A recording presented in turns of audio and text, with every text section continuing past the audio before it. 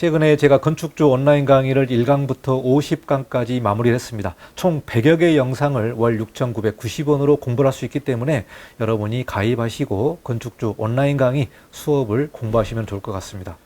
그리고 이러한 질문들이 많습니다. 컨테이너에 바퀴를 달면은 위반 건축물이 아니지 않습니까? 이렇게 질문하는 분이 계시는데요.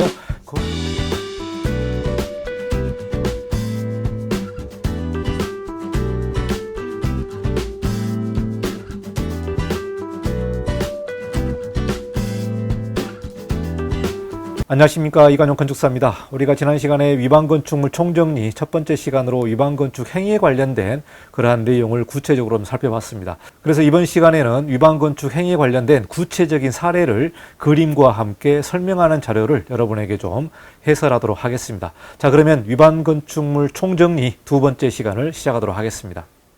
위반건축물 총정리 두 번째 시간인데요. 이 정도쯤이야 남들 다 하는데, 이런 마음으로 무단증축을 하는 위반건축 행위 사례를 구체적으로 설명드리도록 하겠습니다.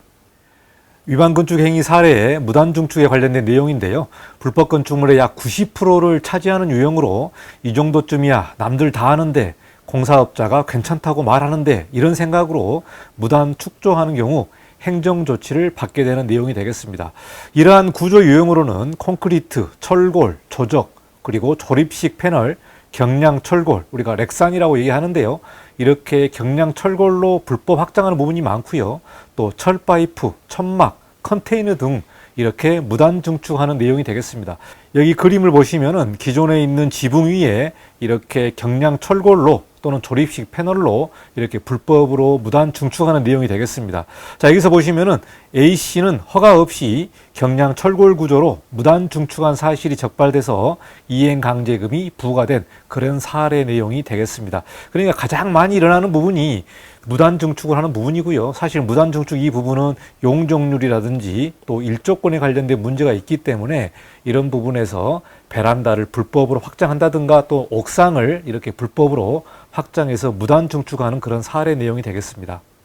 자, 두 번째 사례 같은 경우는 이렇게 컨테이너를 현장에 갖다 놓고 사용하는 내용이 되겠습니다. 여기서 보시면은 CC는 허가 없이 컨테이너를 무단으로 설치, 무단 증축한 내용이 되겠죠.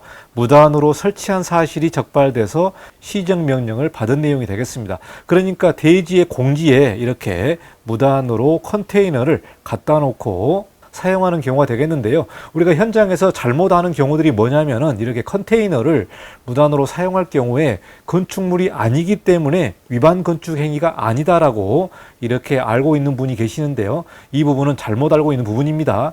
이러한 건축물들을 현장에 갖다 놓고 사용하는 경우에는 이 부분은 건축물이나 공작물로 보기 때문에 분명히 허가를 받고 이 행위를 해야 되는데 이거를 무시하고 현장에 갖다 놓고 무단으로 증축하는 내용이 되겠습니다.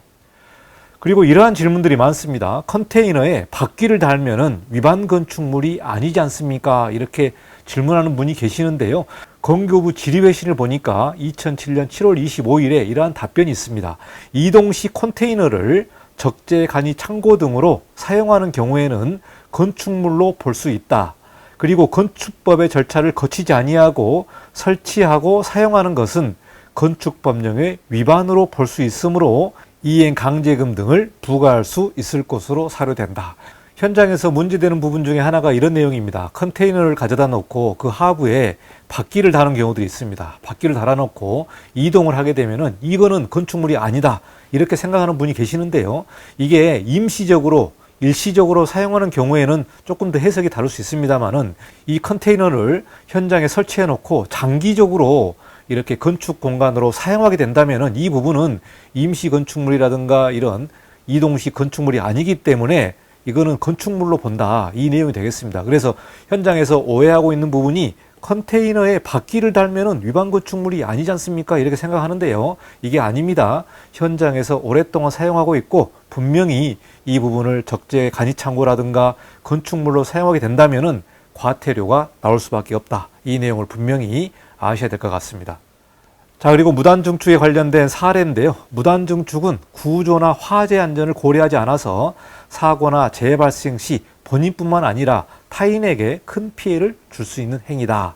자, 이 사례를 보시면은요, 단독주택인데 평지붕 상단에 허가나 신고 없이 지붕을 축조해서 그 하부를 창고로 사용하여 하는 행위가 시정명령이 나온 내용이 되겠습니다. 그러니까 기존에 이렇게 평지붕이었는데 이 부분을 불법으로 이렇게 증축을 해서 이 하부 공간을 창고로 사용하는 경우가 있습니다.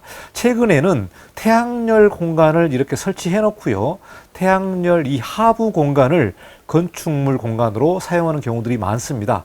그러니까 인공위성으로 우리가 위반 건축물을 단속을 하는데, 인공위성으로 보게 되면 분명히 태양광 패널이 설치되어 있는데요, 이 부분이 하부에 이러한 공간들이 나옵니다. 그래서 이 하부를 막아서 건축 공간으로 사용하는 경우들이 있는데요, 이 공간도 역시 건축의 무단 증축이 내용이 되겠습니다. 그냥 비워놓고 사용하셔야 되지, 이 하부를 막아놓고 이렇게 건축의 내부 공간으로 사용하게 되면은 무단 증축의 행위가 된다. 이 내용도 여러분이 잘 살펴보시면 될 것 같습니다. 자, 이 사례는 카페에 관련된 무단으로 증축하는 내용이 되겠습니다. 근린생활시설, 즉 카페라든가 휴게음식점, 제과점 등 이러한 공간을 무단으로 내부를 2계층, 그러니까 복층 구조죠, 복층으로 개조하여 시정명령이 나온 내용이 되겠습니다. 이 근린생활시설의 카페 복층에 관련된 내용은 1.7m 이내로 우리가 사용하게 되면은 정식으로 허용을 해주는 내용이 있습니다. 그래서 이 부분에 대한 구체적인 내용도 제가 한 번 더 설명을 드리겠는데요. 복층 구조로 했을 때 이 복층에 1.7m 이하, 그리고 하부도 1.7m 이하로 해야만 우리가 복층으로 허용을 해주기 때문에 이 부분은 카페 복층 허용에 관련된 문제가 되겠습니다. 그래서 제가 카페 복층 허가에 관련된 내용은 영상으로 한번 내보냈습니다만은 구체적인 질의회신도 국토부에서 발표를 했기 때문에 카페 복층에 관련된 내용도 여러분에게 한번 더 구체적인 설명을 해드리도록 하겠습니다. 그래서 카페를 무단으로 이렇게 하게 된다면은 이 부분이 불법으로 면적이 증가되는 부분이죠. 그리고 최근에 나이트클럽에서 이렇게 불법으로 무단 증축을 해서 이 부분이 붕괴가 되면서 사고가 난 그런 내용이 있기 때문에 굉장히 조심해서 구조적으로 안전하게 우리가 살펴봐야 될 것 같습니다.